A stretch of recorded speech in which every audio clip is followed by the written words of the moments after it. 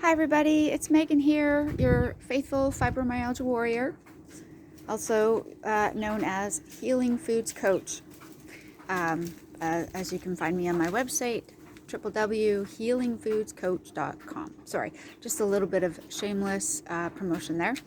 So today I was looking around. It's beautiful here. It's about 20 degrees here in Colchester, just standing out in the backyard, surrounded by trees and nature. And here are my we did our 2-mile walk earlier, so they're actually quite happy to be back home again. But I was trying to think about what else I could share with you guys or talk to you about, or what I wanted to say, and just kind of thinking about this off the back of the video I posted yesterday from our shop at the butcher's. And I was just thinking of some of the things that we're told we should be eating that are super good for us, but really aren't necessarily. And I'm going to specifically refer to beans, but not just beans, legumes and pulses and grains and nuts and seeds and cereals. These items that we're told are super, super good for us because they're super high in fiber. Fiber is always a good thing, good for roughage, etc., blah, blah, blah. And that we should eat lots of it, even though it has consequences. What I mean by that is this, okay? So if you have a healthy digestive tract, if you don't have any issues like irritable bowel syndrome, inflammatory bowel disease, ulcerative colitis, or Crohn's, then if you eat these groups of plants, the super complex carbs that they are, everybody has a hard time digesting them. Everybody. Have you ever known a single person to eat, say, a burrito with beans inside and not have to fart after? Sorry for the rudeness, but it's true.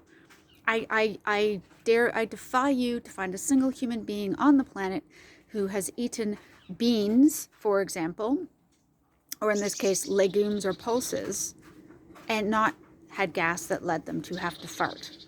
Okay? Now imagine that in the gut of somebody who already has issues, whether it's SIBO, whether it's leaky gut, IBS, IBD, Crohn's, or colitis, and it's even worse.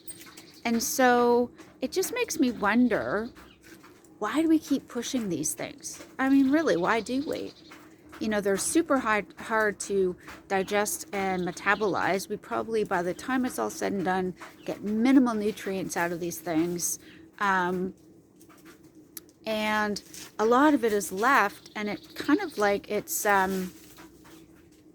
fermenting in our gut over time.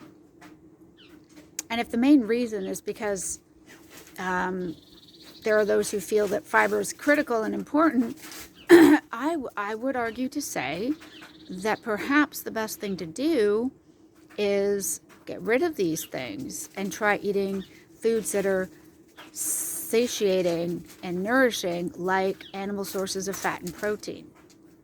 Just a suggestion, because I was eating the nuts and the seeds, and I was, putting the chia stuff on my oatmeal. So I was having seeds on top of oats, and I was eating rice, and I was eating bread, and I was bloated, constipated, and in agony throughout the whole experience, and it was awful. But I kept doing it because that's what I was told was going to be good for me.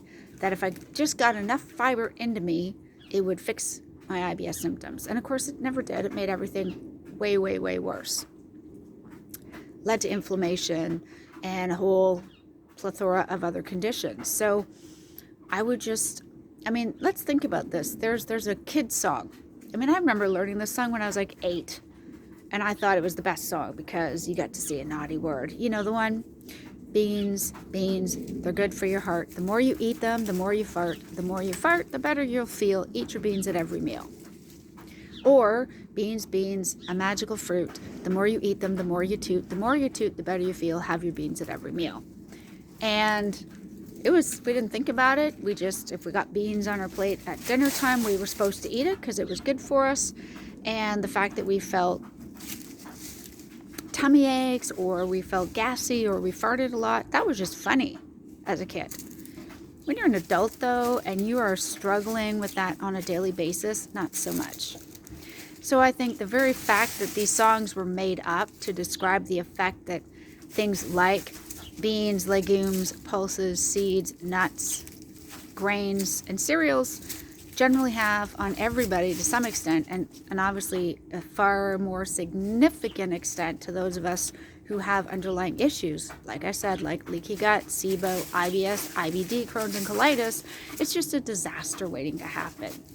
And the truth of it is, if you do have some sort of digestive gut issue, loading up on plants that are going to only ferment in us for a while and lead us to have uncomfortable bloating and pain and gas is not fun.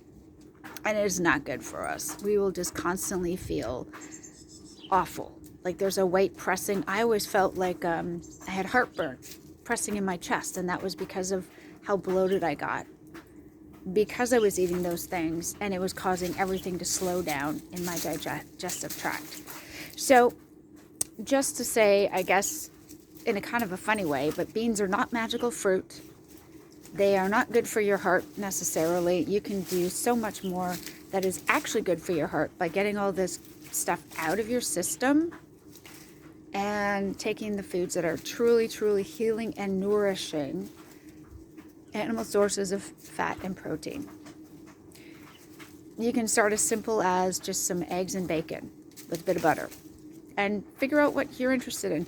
Oh, you feel like a sausage today? Try that. Maybe you didn't like it. Oh, you're craving chicken breast or chicken wings just to get started? Try that.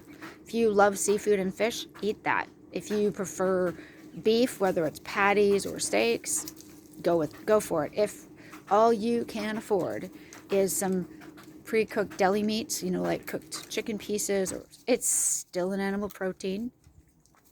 It is better than choosing something else, and it is a good starting place.